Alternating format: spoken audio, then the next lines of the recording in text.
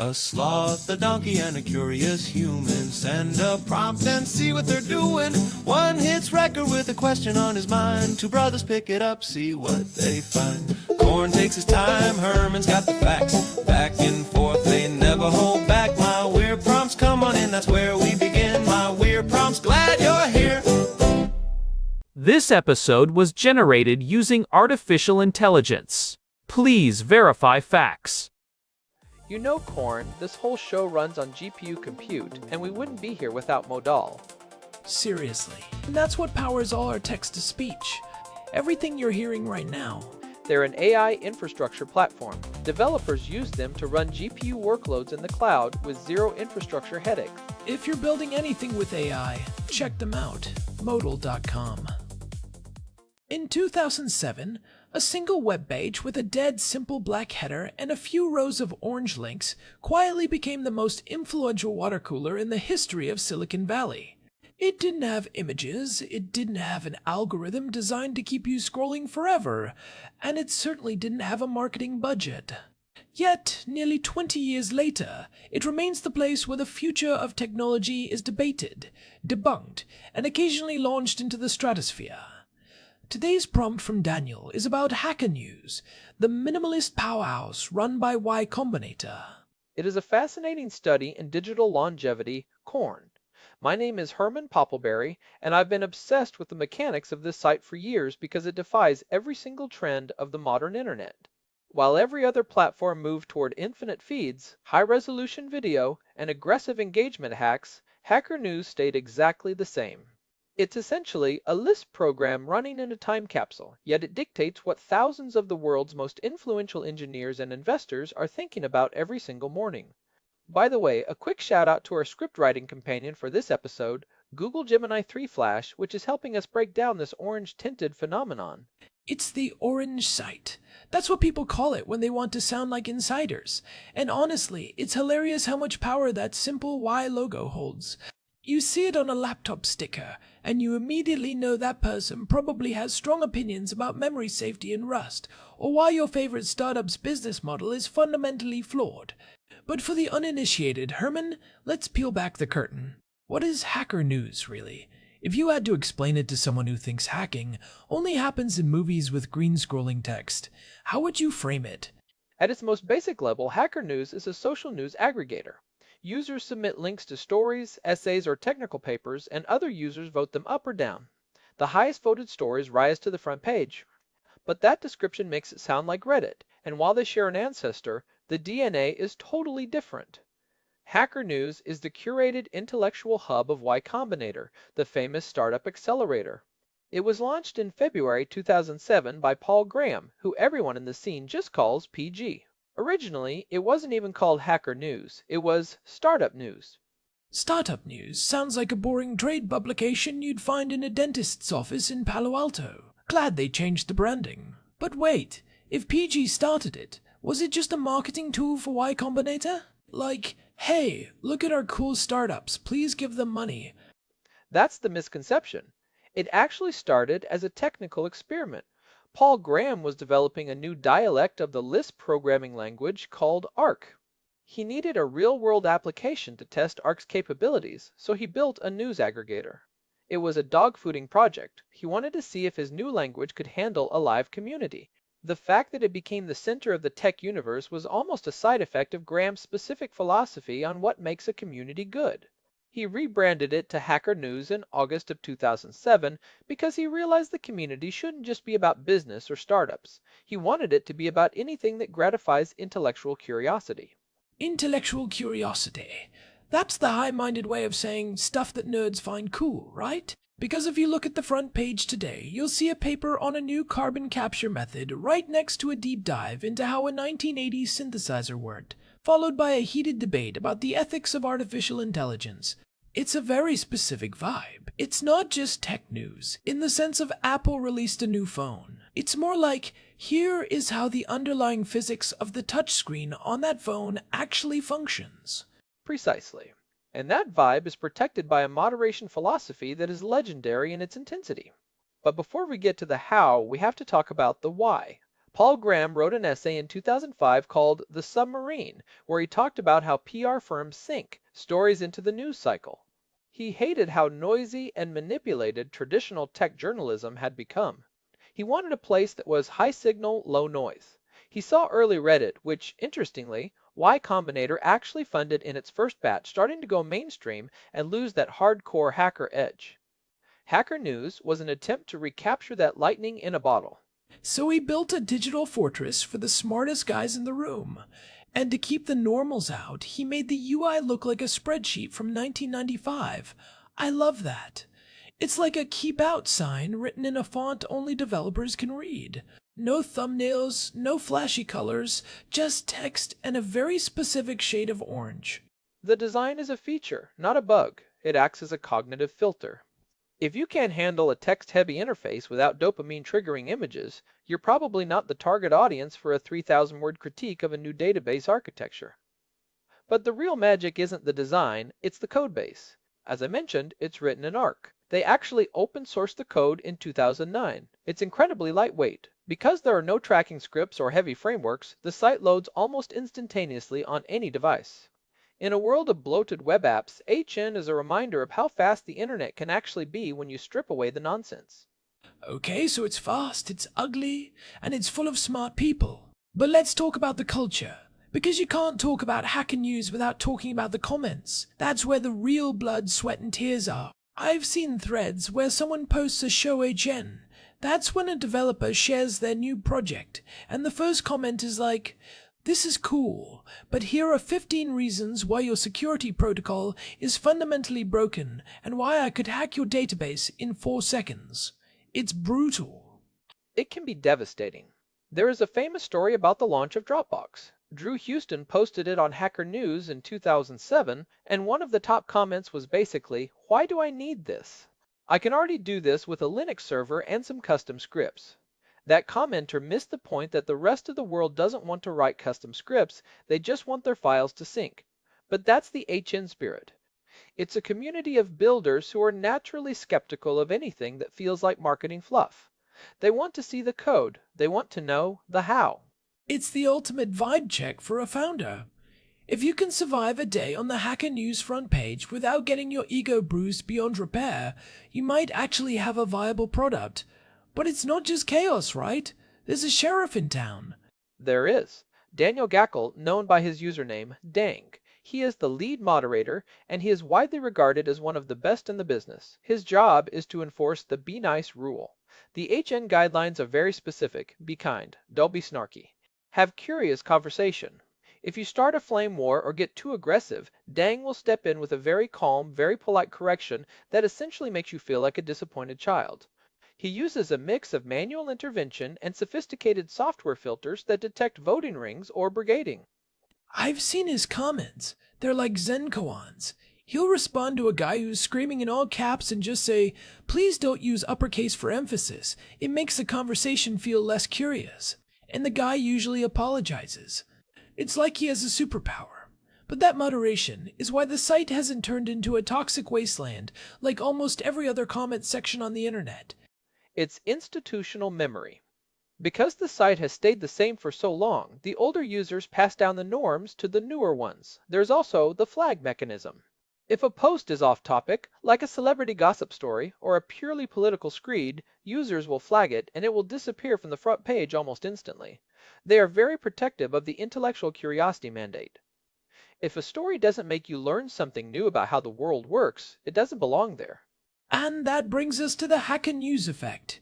This is where the site moves from being a niche forum to a global power player. Herman, explain what happens to a server when a link hits #1 on HN. It's often called the hug of death. If you're a small blogger or a tiny startup and you suddenly get hit with a front page HN link, you might see 50 to 100 unique visitors per minute. Over the course of a day, that can be 20,000, 50,000, or even 100,000 highly engaged users. If your site isn't optimized, it will just melt. But the traffic isn't even the most important part. It's the who. Right. It's not just 100,000 random people. It's 100,000 people who might be venture capitalists, senior engineers at Google, or the person who ends up being your first big enterprise customer. That's the kingmaker effect. Look at Stripe. The Collison brothers were early YC founders, and their early traction was deeply tied to the developer community on Hacker News. Developers loved that they could finally integrate payments without a 3-month bank audit. HN was the platform that broadcast that message to the people who mattered. Or look at the Ask HN who is hiring. Threads. Every month, there's a massive thread where companies post job openings. It's become a de facto job board for senior level talent. If you're a high-end dev, you're looking at that thread, not LinkedIn. It's funny you mention LinkedIn because Hacker News is basically the anti-LinkedIn. On LinkedIn, everyone is humbled and honored to announce their new synergy-driven initiative.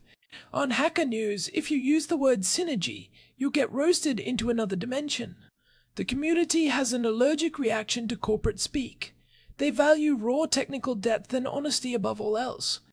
That honesty can be a double-edged sword, though. We have to talk about the Silicon Valley bubble aspect.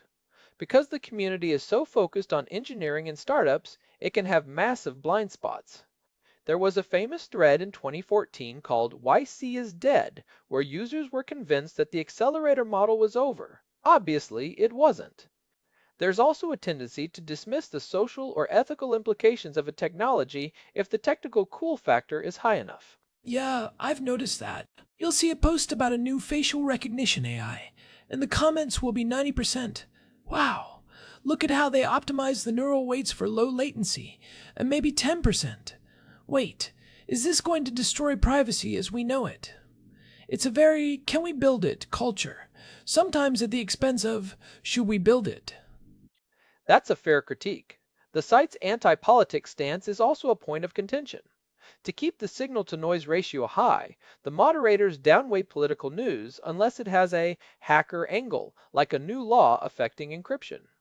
But in 2026, everything is political. Technology is the primary driver of geopolitical shifts. So, by trying to avoid politics, HN sometimes ends up ignoring the very real consequences of the tech they're discussing. It creates this ivory tower feel where everything is an abstract engineering problem. But isn't that why people go there? Like, if I want to get angry about the latest election, I have the entire rest of the internet for that.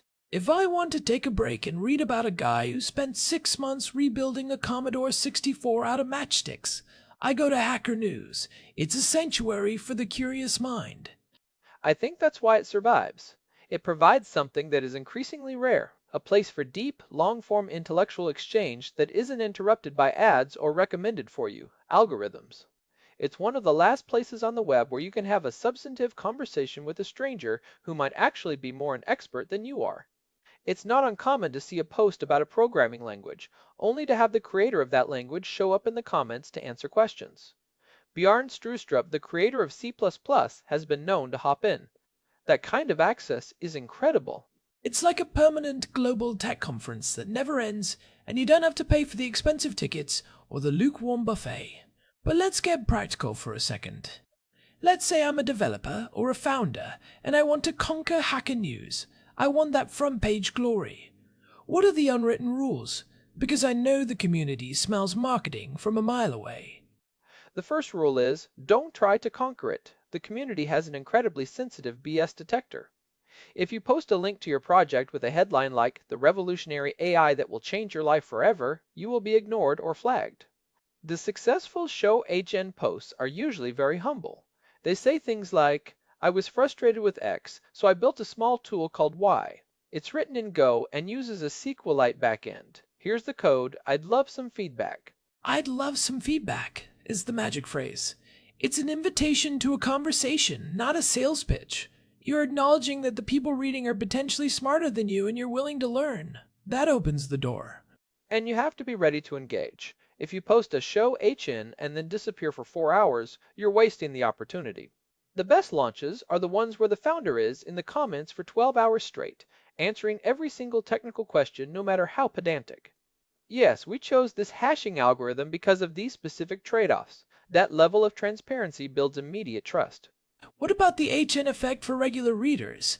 Not the builders, but the people who just want to stay informed. How do you use the site without getting sucked into a 3-hour rabbit hole about the history of Roman concrete? Well, the history of Roman concrete is actually one of the best things about the site. But seriously, if you want the best of, you use the best link at the top. That shows you the stories with the highest points to age ratio. There's also active, which shows you what people are actually debating right now. But for me, the real value is in the new queue. That's where you see the raw, unfiltered stream of what the world is thinking. Most of it is junk, but that's where you find the gems before they go viral. It's like digital gold panning. You're sifting through a lot of silt to find that one essay that changes how you think about your career or your code. And speaking of sifting through junk, we should probably mention the Orange House symbolism. That little Y logo. In Silicon Valley, having a high karma score on Hacker News is actually a thing people put on their resumes. It's a proxy for technical literacy. If you have 10,000 karma points, it means you've consistently contributed things that a very skeptical, very smart community found valuable over a long period. It's hard to fake. You can't just buy HN karma. You have to earn it through months or years of curious conversation. It's a reputation engine. Which brings us to the competition. Because HN is so influential, there have been plenty of attempts to clone it. You've got Lobsters, which is even more exclusive and requires an invitation. You've got Tildas, which focuses on high-quality non-tech discussion. Why haven't any of them managed to dethrone the king? Network effects. It's the same reason it's hard to start a new social network. All the smart people are already on Hacker News. If you're a top-tier VC, you're checking HN because that's where the founders are. If you're a founder, you're there because that's where the VCs are. It's a self-reinforcing cycle. Plus, the connection to Y Combinator gives it a level of institutional gravity that a standalone clone just can't match. It's the official bulletin board of the most successful startup factory in history. That's a hard mode to cross. But let's look forward. We're in 2026. AI is generating content at a scale we've never seen. Dead internet theory is becoming a daily reality. How does an old-school, human-curated site like Hacker News survive when a bot can write a short HN post and simulate 100 curious comments in seconds? That is the existential threat. We're already seeing AI slop starting to seep into the submissions. But this is where the moderation and the community norms become more valuable than ever. Because the community is so small and so pedantic, they are actually very good at spotting AI-generated speech. It often lacks the specific, cranky personality of a real human engineer. And the moderators are constantly updating their heuristics to catch botnets. I actually think AI might make Hacker News more important. If the rest of the web becomes a soup of generated content and SEO-optimized garbage, a place that is fiercely, aggressively human, even if those humans are sometimes annoying, becomes a premium destination. It's like the difference between a mass-produced fast food burger and a meal cooked by a chef who might yell at you if you ask for ketchup. But you know the food is real. I love that. HN is the sullen chef of the internet. It doesn't care about your feelings, it doesn't care about your user experience, but it gives you the raw truth. And in an era of semantic collapse, where words are losing their meaning because they're being churned out by LLMs, that human-to-human intellectual friction is the only thing that will keep us grounded. So, for the listeners out there who have never visited the Orange site, what's the first step? Do they just dive in? My advice, go to the site, click on Lists at the bottom, and look for the leaders or the best pages. Read the comments first. Don't even click the links. Just see how the community deconstructs an idea. It will either fascinate you or infuriate you. If it fascinates you, welcome to the club. You've just found your new favorite way to waste time productively. Productive time wasting. That's the dream, isn't it? Before we wrap this up, Herman, let's give some credit where it's due. This whole operation, the scripts, the research, the logic, it's all powered by Modal. They're the ones providing the GPU credits that allow us to run these deep dives. Without that serverless power, we'd be as slow as a 1995 dial-up connection trying to load a modern news site. Big thanks to Modal. They are the infrastructure behind the curtain. And of course, thanks to our producer, Hilbert Flumingtop, for keeping the gears turning and making sure Corn doesn't spend the whole episode talking about sloths. Hey, sloths are very intellectually curious. They just take their time with it. If you've enjoyed this look into the heart of the tech world, do us a favor and leave a review on your podcast app. It really helps us reach more people who are looking for high signal, low noise content. This has been My Weird Prompts. You can find us at myweirdprompts.com for the full archive and all the ways to subscribe. Stay curious, stay skeptical, and maybe think twice before you post that revolutionary AI tool on the front page. Those guys are waiting with their red pens. Catch you in the next one. Bye. This episode was produced using Google Gemini 3 Flash, text to speech by Chatterbox. Thanks for listening to our